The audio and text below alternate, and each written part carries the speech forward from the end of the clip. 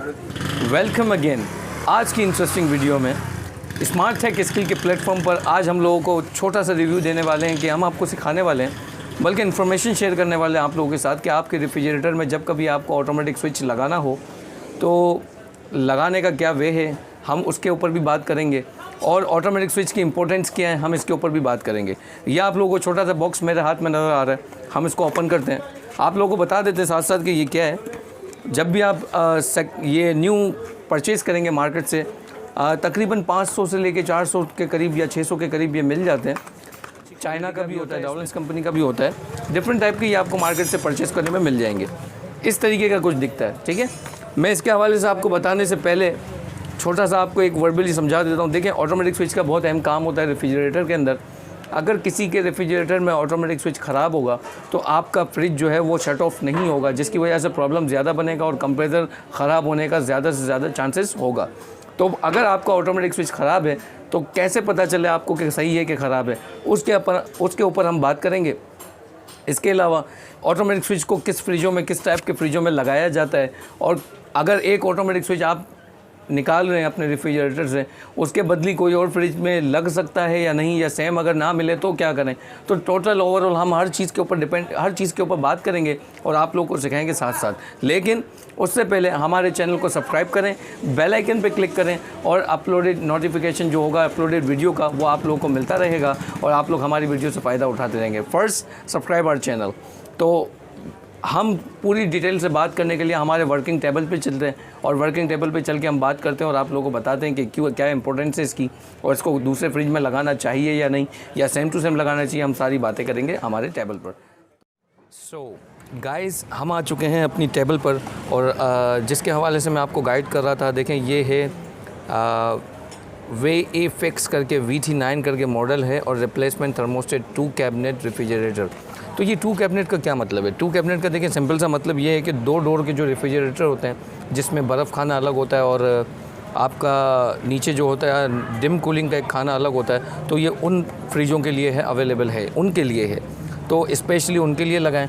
आप इसको डीफ्रीज़र में फ़िक्स नहीं कर सकते, आप इसको सिंगल डोर वाले रेफ्रिजरेटर में फ़िक्स नहीं कर सकते। तो आपको इस चीज़ का पहले तो ख्याल रखना है कि डबल डोर वाला फ्रिज है। अगर आप मार्केट से परचेज़ करते हैं तो आप लोगों को इस चीज़ का ख्याल बहुत रखना पड़ेगा कि किस टाइप के रेफ्रिजरेटर के अंदर आपको ऑटोमेटिक स्विच को प्लेस करना है। पहली बात, अगर डबल डोर का फ्रिज है तो आपको डबल डोर का ऑटोमेटिक स्विच परचेज़ करना होगा। अगर डबल डोर का नहीं, सिंगल डोर का है, तो आपको सिंगल डोर का ऑटोमेटिक स्विच परचेज़ करना होगा। अगर आपके घर में डीफ्रीज़र है तो डीफ्रीज़र के लिए अलग ऑटोमेटिक स्विच आता है, उसको परचेज़ करना पड़ेगा, और डीफ्रीज़र की भी सिंगल डोर और डबल डोर का बहुत ज़्यादा आपको ख्याल रखना पड़ेगा। तो इसको ओपन करके दिखाता हूँ आपको। यह एक्चुअली सेकेंड हैंड है, क्योंकि न्यू जो है वो मैं लगा चुका हूँ, तो मैं आप लोगों को सेकेंड हैंड पे ही गाइड कर रहा हूँ। ये देखें, जब भी आप न्यू लेंगे तो न्यू के ऊपर आप लोगों को इस तरीके से डब्बे निकलेंगे, इस तरीके से बॉक्सेस निकलेंगे, और उस बॉक्स के अंदर देखें इस तरीके की एक पट्टी निकलेगी, और पट्टी के अलावा देखें ये कुछ पेन्स हैं, ये भी निकलती है। हमें ज़रूरत नहीं पड़ती इन चीज़ों की, क्योंकि अगर देखा जाए तो हमारे ओरिजिनल जो पिन्स वगैरह हैं वो तो वहाँ पर लगे होते हैं, तो हम कभी भी इस चीज़ को लगाते नहीं हैं। तो इसको फ़िलहाल के लिए छोड़ देते हैं। और ऑटोमेटिक स्विच को जब भी आप खोलने की करेंगे तो ये जो नट है आपको नज़र आ रहा है, ये नट जो भी है ये आपको रेफ्रिजरेटर के अंदर लगा हुआ मिलेगा। डबल डोर के रेफ्रिजरेटर में आपको सबसे पहले नोज़ प्लास की मदद से इसको खोलना पड़ेगा, इसके बाद ही ये बाहर आएगा। तो देखें, ऑटोमेटिक स्विच के अंदर मैं आपको एक बात बताता चलूँ कि इसमें बहुत सारी चीज़ें होती हैं। जिस तरह का मेरे हाथ में आप देख रहे हैं, ये पेल का थर्मोस्टेट है। पेल के रेफ्रिजरेटर जितने भी होते हैं उनके अंदर यही आता है, और मैं आपको बता दूँ इसकी सीक्वेंस क्या होती है। मैं सीक्वेंस के हवाले से थोड़ा सा गाइड कर दूँ। आप देखें गौर से कि सीक्वेंस में यहाँ पे लिखा हुआ है 4, 6 और 3। 4, 6 और 3 जो इसके अंदर लिखा हुआ है, ये 4 नंबर जो है ये कनेक्शन होता है, 6 नंबर जो है ये भी कनेक्शन होता है। यानी जब आप ऑटोमेटिक स्विच को ऑन करते हैं तो 4 और 6 पे लाइन आ जाती है, और इसके अलावा 3 जो होता है वो हीटर के लिए होता है। तो हम इसको सीरीज़ में भी चेक कर सकते हैं। मैं आपको सीरीज़ में भी बताऊंगा इसको चेक कैसे करते हैं अभी इस वीडियो के अंदर, ताकि आप लोगों की नॉलेज में आ जाए। खैर, आपको बेसिक समझा दूँ। अगर ऑटोमेटिक स्विच आपका ये है कि फ्रिज को जल्दी जल्दी बंद कर रहा है तो आप इस वेरिएबल के ज़रिए इसको सेट कर सकते हैं। लेकिन अगर आपको सेटिंग में प्रॉब्लम आ रहा है, इसके बावजूद ये सेट नहीं हो रहा, तो अगर गौर से देखेंगे तो इसके अंदर एक तरह से 4 पेल का देखें नट आपको नज़र आ रहा है, ये रहा। तो ये इसकी निडल है, आप इसको एडजस्टमेंट कर सकते हैं ताकि एज़ यू रिक्वायरमेंट, आपकी जैसी रिक्वायरमेंट होगी उतनी जल्दी इसको टर्न ऑफ करेंगे। लेकिन खैर कभी भी इसकी ज़रूरत पड़ती नहीं है, हम सिर्फ इससे वेरिएबल से सेट करते हैं और वो सेट हो जाता है, ठीक है। ऑटोमेटिक स्विच अगर आपके रेफ्रिजरेटर में ख़राब होगा तो आपके फ्रिज के अंदर प्रॉब्लम आपको ये ज़ाहिर होगी कि आपका रेफ्रिजरेटर मुसलसल चलता रहेगा और मुसलसल चलने की वजह से आपका कंप्रेसर जो है ख़राब हो जाएगा। तो उसका आपको मालूम करने का सबसे आसान तरीका ये है कि उसके फ्रिज के जो डाउन साइड डोर होता है उसके सामने एक प्लेट होती है। उस प्लेट को अगर आप देखेंगे तो बहुत ज़्यादा, हद से ज़्यादा उसमें बर्फ़ जमी हुई होती है। मैं आपको स्क्रीन पर दिखा देता हूँ किस तरह ओवर बर्फ़ दिखती है आपको, आप उस पर भी नोट करें। तो इस तरीके की बर्फ़ जब आपको नज़र आए तो इसका मतलब आपका फ्रिज जो है वो ऑटो ऑफ़ नहीं हो रहा। और जब कभी ऐसा हो तो बेहतर ये है कि या तो इसका ऑटोमेटिक स्विच को रिप्लेस कर लें। अगर हमारी वीडियो देख के आपको ज़ाहिर हो जाता है कि ऐसे चेंज होता है तो खुद चेंज कर लें, अगर नहीं तो फर्स्टली आप टेक्नीशियन को कॉल करें और इसको लाजमी चेंज करवाएं, क्योंकि अगर आप इसको चेंज नहीं करवाएंगे तो आपका रेफ्रिजरेटर का कंप्रेसर का मसला आ जाएगा। देखिए 500 से 800 रुपये जो है वो टेक्नीशियन आपसे ले लेगा, लेकिन आप बहुत बड़े मसले से बच जाएंगे, क्योंकि कंप्रेसर का देखा जाए तो बहुत ज़्यादा कॉस्ट होती है रिपेयरिंग मेंटेनेंस में। तो बेहतर ये है कि कारीगर को बुला के ये जल्दी से चेंज करवा लें। और इसके अलावा डाउलिंस रेफ्रिजरेटर के अंदर अगर देखा जाए तो अलग तरीके का ऑटोमेटिक स्विच आता है, स्क्रीन पे वो भी आपको नज़र आ रहा होगा किस तरह का होता है। तो वो ऑटोमेटिक स्विच डाउलिंस के फ्रिजों में लगा हुआ होता है। तो यही छोटी सी चीज़ें होती है देखिए ऑटोमेटिक स्विच के अंदर जो आपको करनी होती है। लेकिन अब मैं आपको बता दूं कि जब आपका ऑटोमेटिक स्विच वाकई ख़राब है कि नहीं, आपको कैसे चेक करना है, तो मैं आपको बता देता हूँ सीरीज़ लाइन की मदद से आपको कैसे चेक करना है, ठीक है। तो पहला स्टेप आपका ये होना चाहिए कि देखें ऊपर, पहला स्टेप आपका ये होना चाहिए कि आप अपने ऑटोमेटिक स्विच को पहले तो ऑफ़ करें, नॉस प्लस या किसी चीज़ की मदद से आप इसको ऑफ़ कर दें।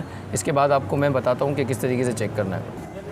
अब जैसे कि आप लोगों को देखें नज़र आ रहा है, हमारे पास दो तरीके हैं, हमारे पास दो तरीके हैं। एक सीरीज़ लैंप की मदद से भी आप पता लगा सकते हो कि आपका ऑटोमेटिक फ्रिज आपका बंद हुआ था कैसे बंद हुआ था, अगर वाकई ये सही है। देखें दो फोल्ड होते हैं, मैं आपको दोनों फोल्ड के बारे में गाइड कर देता हूँ। एक फ़ोल्ड वो होता है जो ओवर आइस आ जाती है, जिसकी वजह से ये पता चल जाता है कि ये काम नहीं कर रहा। और एक फ़ोल्ड जो सबसे ज़्यादा देखा जाता है इसके अंदर, ये लाइन को डेड कर देता है। तो इस पोजीशन पे तो आप इसकी यही चीज़ चेक कर सकते हैं कि लाइन डेड हो रही है कि नहीं। और बाकी किसी के भी फ्रिज में अगर ये लगा हुआ है, ओवर आइस होगी तो भी ये ख़राब होता है, वो तो वहीं पर आपको पता चल जाएगा। लेकिन अगर लाइन डेड हुई है, अगर आपका ऑटोमेटिक स्विच ने वाकई लाइन डेड की है, तो इसको कैसे चेक करते हैं? दो तरीके हैं। आप एक सीरीज़ लैंप की मदद से इसको चेक कर सकते हैं, सेकेंडली आप एम्पेयर मीटर की मदद से इसको चेक कर सकते हैं। तो दोनों तरीके मैं आपको बता देता हूँ। आपको देखें, पहले तो ऑटोमेटिक स्विच को आपको ऑन कर देना है। देखिए मैं आपको बताता हूँ, ये ऑटोमेटिक स्विच आपका ऑन हो गया। अब ऑन होने के बाद यहाँ पर सप्लाई आ जानी चाहिए, एम्पेयर मीटर के ohms में इसको सेट करना है। एम्पेयर मीटर को ohms की सीक्वेंस, ohms में देखें इसको सेट करना है। ohms में जैसे ही सेट करेंगे आपको 4 और 6 नंबर पे क्या करना है, आपकी ब्रॉड को रख देना है। जैसे ही आप 4 और 6 की ब्रॉड पे रखेंगे इसको, मैं आपको दिखाता भी रहा हूँ, इधर दिखा, ऊपर कर, 4 और 6 की ब्रॉड पे रखेंगे। देखें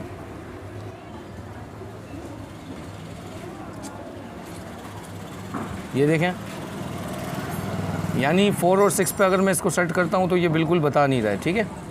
तो यानी कि ये जो सप्लाई देनी चाहिए इसको ऑन होने के बाद, ये सप्लाई नहीं आ रही। खैर एम्पेयर मीटर से चेक करने का ohms में इसको चेक करना है, ये नहीं बता रहा। अब हम तसल्ली कर लेते हैं इसको सीरीज़ में भी चेक करके। इसी 4 और 6 पॉइंट को आपको बहुत गौर करना है, 4 और 6 पॉइंट को देखना है।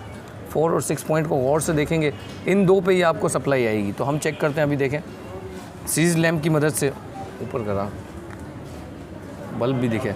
अब ये सीरीज़ लैंप देखें हमने बना के रखी है। अब 4 और 6 पे हम टच करके देख लेते हैं। ये देखें कोई एक्शन नहीं आ रहा, लाइन हमारी ऑन है, देख सकते हैं आप, लेकिन कोई एक्शन नहीं आ रहा।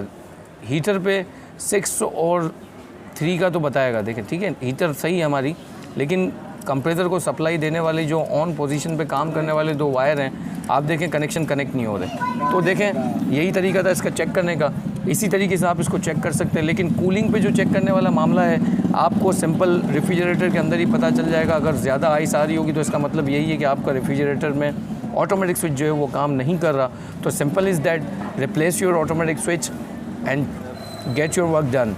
तो जब कभी इस तरह का प्रॉब्लम हो तो आप इसी तरीके से इस मसले को सॉल्व कर सकते हैं। इंशाल्लाह मिलते हैं नेक्स्ट वीडियो में एक नए टॉपिक के साथ। उम्मीद है आपको वीडियो अच्छी लगेगी, तो दुआ में याद रखिएगा।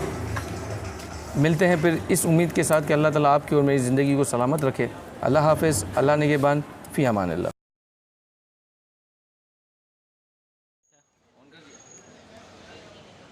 Welcome again smart tech skill पर। आज हम आप लोगों को सिखाने वाले हैं कि ऑटोमेटिक स्विच को कैसे लगाते हैं। आज हम आपको बताने वाले हैं कि ऑटोमेटिक स्विच को दोबारा से आज इस वीडियो में हम बात करने वाले हैं क्या था, लेकिन फिर कोई बात दोबारा करते हैं। आज इस वीडियो में हम आप लोगों को सिखाने वाले हैं कि ऑटोमेटिक स्विच को जब लगाया जाता है तो इसमें क्या क्या इंपॉर्टेंस होती है, क्या क्या ज़रूरी हिदायत बड़ा अजीब है। दोबारा आज इस वीडियो में हम आपको बताने वाले हैं ऑटोमेटिक स्विच को किस तरीके से लगाया जाता है। क्या था स्क्रिप्ट क्या थी भाई, दोबारा स्क्रिप्ट बताओ यार। आज इस वीडियो में हम आप लोगों को बताने वाले हैं कि ऑटोमेटिक स्विच को किस तरीके से यूज़ किया जाता है और इसको कैसे लगाया जाता है फ्रिज के अंदर, और each and everything I will explain you, but script बताओ भाई, मुझे समझ में नहीं आ रहा। Welcome again smart tech skill. आज हम आप लोगों को सिखाने वाले हैं कि किस तरीके से काम होता है। भाई कुर्सी क्यों हिला रहा है? ट्राई करते हैं। Welcome again smart tech skill की प्लेटफॉर्म पर हम आपको वीडियो बनाना बड़ा मुश्किल है भाई। खैर, enjoy the video and hope you enjoyed our video. Like and share our channel and subscribe our channel.